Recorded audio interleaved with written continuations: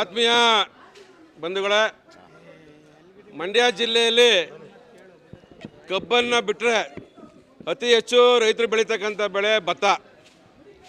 ಈಗಾಗಲೇ ಭತ್ತ ಕಟಾವಾಗಿ 1 ತಿಂಗಳಾಗಿದೆ. ರೈತರುಗಳು ಸಾಲ ಸೋಲವನ್ನು ಮಾಡಿ ಭತ್ತವನ್ನು ಬೆಳೆದಿರ್ತಾರೆ.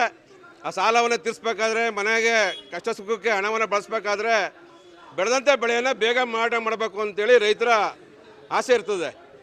ಪ್ರಸ್ತುತ ಜಿಲ್ಲಾಡಳಿತ, ಕಾಂಗ್ರೆಸ್ ಸರ್ಕಾರ ಎಲ್ಲೂ ಖರೀದಿ ಕೇಂದ್ರಗಳನ್ನು ತೆಗೆದಿಲ್ಲ ಇದುವರೆಗೆ. ಇವರ ಉದ್ದೇಶವಾದ ಇಷ್ಟೇ, ದಳ್ಳಾಳಿಗಳಿಗೆ ಅನುಕೂಲ ಮಾಡಲಿಕ್ಕೋಸ್ಕರವೇ ಈ ಸರ್ಕಾರ ಬಂದಂತಿದೆ ಅನ್ನುವಂಥದ್ದನ್ನು ನಾವೆಲ್ಲ ರೈತರು ಮನಗಂಡಿದ್ದೇವೆ. ಈಗಾಗಲೇ ಖರೀದಿ ಕೇಂದ್ರಗಳನ್ನು ತೆಗೆದು ಕೇಂದ್ರ ಸರ್ಕಾರ ಕೊಟ್ಟಿರ್ತಕ್ಕಂಥ 2396 ರೂಪಾಯಿ ಏನು ಬೆಂಬಲ ಬೆಲೆ ಇದೆ, ಆ ರೈತರಿಗೆ ಖರೀದಿಯನ್ನು ಪ್ರಾರಂಭ ಮಾಡಬೇಕಾಗಿತ್ತು ಸರ್ಕಾರ. ಇದುವರೆಗೆ ಮಾಡಿಲ್ಲ. ಆಗ ದಲ್ಲಾಳಿಗಳ ಮಾರುಕೆ ಹೋಗಿ ದಲ್ಲಾಳಿಗಳಿಗೆ ಒತ್ತಾಯಕ್ಕೆ ಮಣಿದು ರೈತರು ಈಗಾಗಲೇ 1800-1900ಕ್ಕೆ ಭತ್ತವನ್ನು ಮಾರಾಟವನ್ನು ಮಾಡ್ಕೊತಾ ಇದ್ದಾರೆ.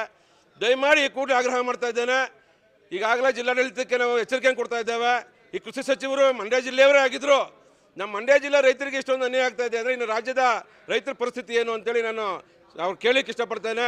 ಈ ಕೂಡಲೇ ನೈತಿಕ ಹೊಣೆ ಹೊತ್ತು ರಾಜೀನಾಮೆ ಕೊಡಬೇಕಾಗುತ್ತೆ. ದಯಮಾಡಿ ರೈತರು ಬೆಳತಕ್ಕಂಥ ಬೆಳೆಗೆ ಸೂಕ್ತ ರೀತಿಯ ಬೆಂಬಲ ಬೆಲೆಗೆ ಕೊಟ್ಟು ಅವ್ರು ಖರೀದಿಯನ್ನು ಮಾಡಬೇಕು ಅಂತ ಆಗ್ರಹ ಮಾಡ್ತೇವೆ. ಇಲ್ಲ ಅಂತಂದರೆ ಎಲ್ಲ ಮೂಟೆಗಳನ್ನ ರೈತ ತಂದು ಜಿಲ್ಲಾಡಳಿತದ ಕಚೇರಿ ಒಳಗೆ ಹಾಕಬೇಕಾಗತ್ತೆ. ಎಲ್ಲ ಕೃಷಿ ಕೇಂದ್ರಗಳನ್ನು ಬೀಗ ಹಾಕುವ ಮುಖಾಂತರ ನಾವು ಪ್ರತಿಭಟನೆ ಮಾಡಬೇಕಾಗತ್ತೆ. ಕೇವಲ 1-2 ದಿನಗಳಲ್ಲಿ ಈ ಆಡಳಿತ ಎಚ್ಚರಿಕೆ ತಗೊಂಡು ನಮ್ಮ ಖರೀದಿಯನ್ನು ಮಾಡಬೇಕಂತೇಳಿ ಆಗ್ರಹ ಮಾಡ್ತೇನೆ.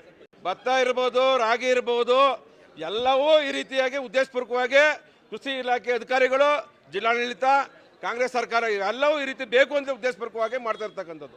ದಲ್ಲಾಳಿಗಳು ಅವಳಿಗೆ ಮುರ್ಜಿಗೆ ಉಳ್ಳಾಗಿದ್ದಾರೆ. ಈಗಾಗಲೇ ದಲ್ಲಾಳಿಗಳ ಮಿಲ್ಗಳು ನೋಡಿ, ದಲ್ಲಾಳಿಗಳು ಸ್ಟಾಕ್ ಮಾಡಿರ್ತಕ್ಕಂಥ ಜಾಗಗಳು ನೋಡಿ, ಲಕ್ಷಾಂತರ ಮೂಟೆಗಳನ್ನ ಆಲ್ರೆಡಿ ಈಗ ರೈತರ ಹತ್ರ ಕಮ್ಮಿ ದರಕ್ಕೆ ತೆಗೆದುಕೊಂಡು ಅವರು ಹೆಚ್ಚು ರೈತರಿಗೆ ಮಾರಾಟ ಮಾಡೋಕ್ಕೋಸ್ಕರ ಸ್ಟಾಕ್ ಮಾಡಿದ್ದಾರೆ. ಅದು ಆಗ್ರಹ ಮಾಡ್ತೇನೆ. ಅದನ್ನು ಎಲ್ಲ ಕಡೆ ಪತ್ತೆ ಹಚ್ಚಿ ಅದನ್ನು ವಸೂಲಿ ಮಾಡಿ ಸರ್ಕಾರ ವಶಪಡಿಸ್ಕೋಬೇಕು ಅಂತೇಳಿ ಅದನ್ನು ಆಗ್ರಹ ಮಾಡ್ತೇನೆ.